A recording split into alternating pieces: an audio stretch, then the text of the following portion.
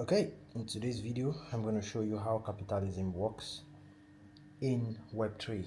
Welcome to day 4 of my 10-day series on why I left Web3. So let's go.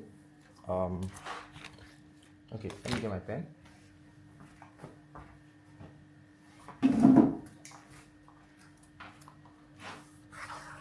All right, so I believe you can see this book clearly. Okay, so in capitalism, capitalism is basically creating financial business models to scale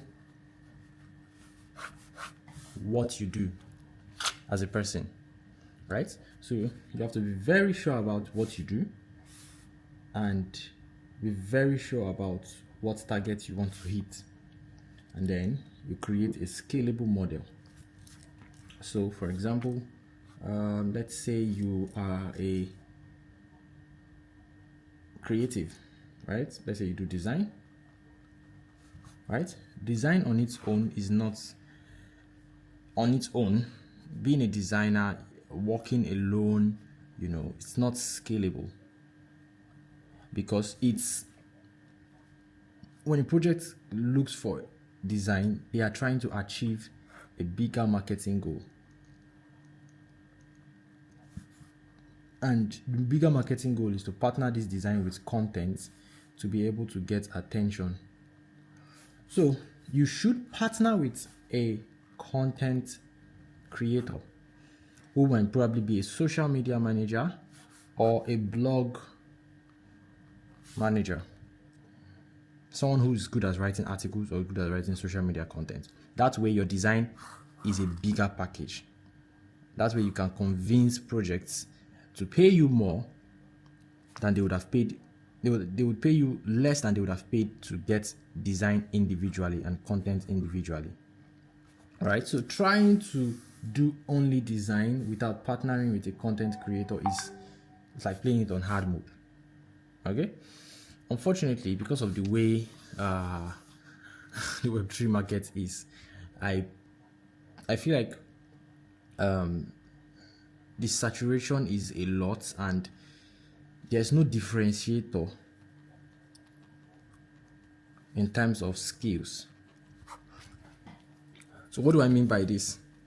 Most designs look alike. That's number one. Number two, branding is not a big deal in Web3. No matter how good you are at branding, they don't really rate you. They don't take you very seriously. And so, to a large extent, a lot of what you have to do is just design and content. So until we get to the point where branding is valued, then the Web3 space is not really a creative space and it cannot really scale. So what is Web3? What does Web3? Why can Web3 not scale? Remember, capitalism is building financial business models that scale. Remember that. So scaling is gotten from product, founder, market, fit, PFM fit, right? So once you fuse this PFM fit with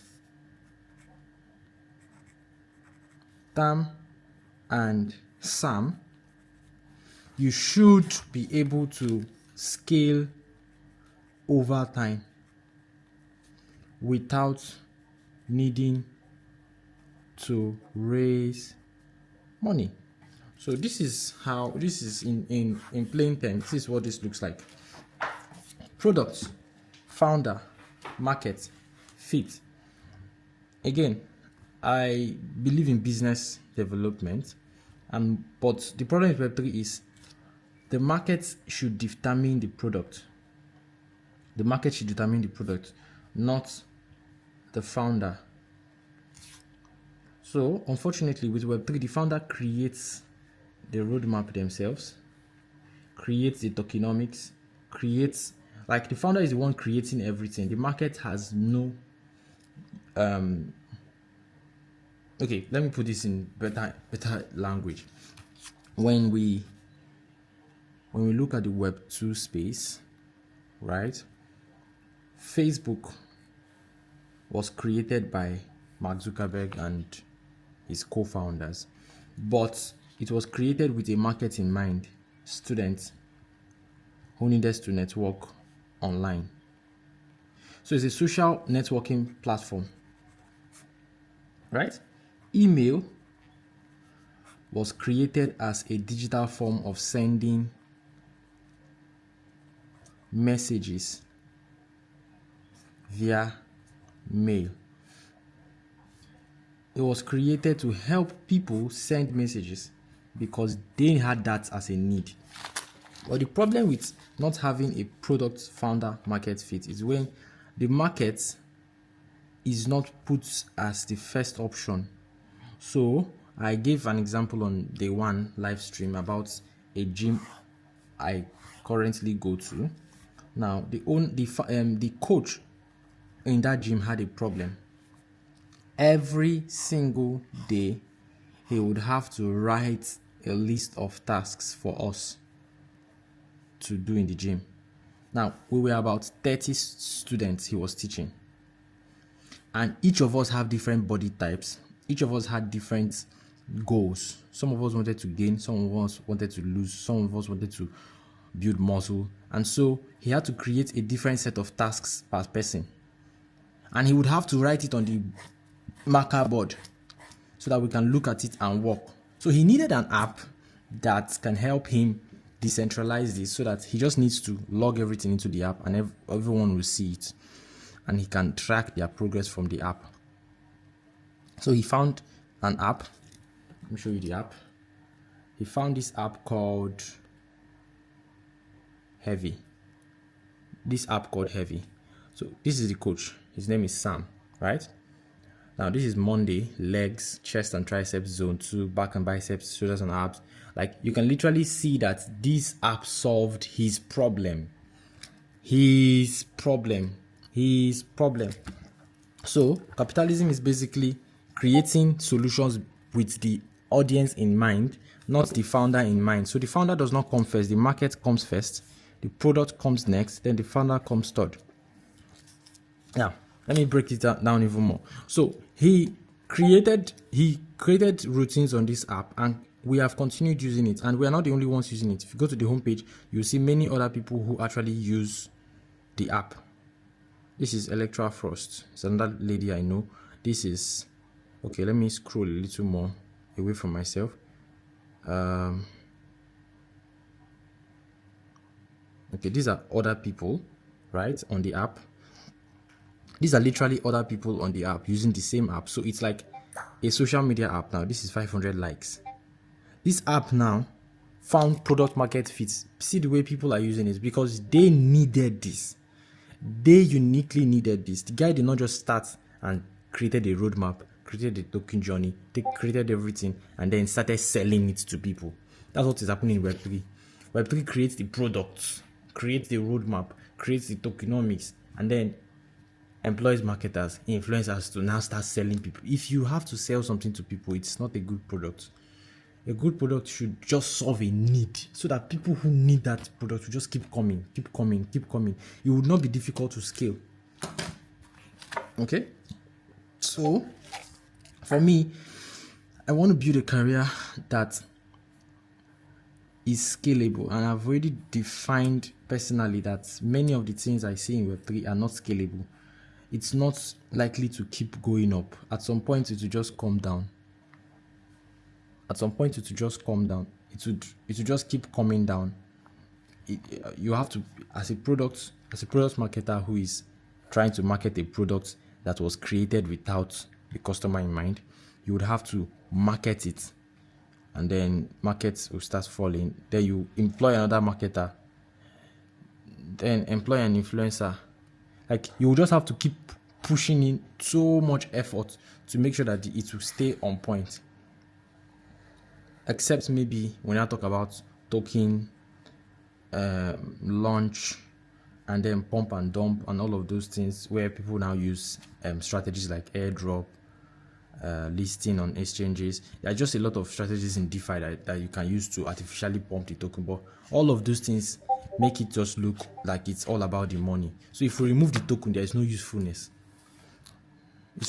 These things are supposed to solve real life problems. How are we going to onboard the rest of the world if we don't have real life problems we are solving? Like this coach, this gym, is solving a real life problem. We're supposed to go into the real world, find real problems, and solve. Even if we say we are solving financial problems, it's actually just everyone buying and selling the token. So that's not really a financial problem you're solving. You're just looking for people who are greedy enough to buy your token and maybe get better at trading so that they can sell on others. So there's always going to be a winner and a loser. That economy is too stressful for my brain. I am more of an intellectual person, more of a very intentional businessman. So I prefer to work with models that work. Okay, so it doesn't mean that any of these things can't work in Web3. Like, you can still use this in Web3. In fact, let me explain what PFM means, what TAM means, and what SAM means. So PFM means product founder market fit. So in M, if you find a market, right? Let's say you want to launch on Base and you find a market that has demand. Most products launching on Base, they just create the products because they think there's a market for it. No. Actually do your research. Find an actual problem in real life, not an on-chain problem, because most people are trying to solve on-chain problems. And trying to solve on-chain problem is I would say it's limiting. You're limiting a lot of you're limiting a lot of your work if you're just focusing on on-chain problems. Try to solve offline problems on-chain. So for example, Coinbase partnering with Shopify to help people pay for products they will use in real life, right? In real life products by paying through crypto. That's an example of solving an offline problem on chain. So once you find your market that has a demand, a need, once you find that market, you can now start building a product that solves that problem. Find the market, build the product. Then the founder's experience becomes important because number one, you can't build products very well on your own. You need a set of skill sets. You will need most likely a dev skill set. You will need most likely a marketing skill set. You will need most likely a leadership skill set. So one of the founders should be a very good leader, very good at leading a team, very good at getting teams to work. Then one of them will need to be a marketer, very good at marketing, very good at sales. One of them will need to be a dev, very good at products.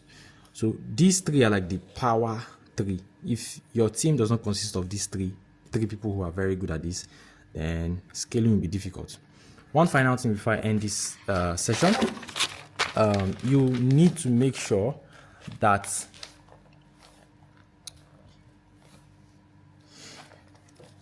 your product can make money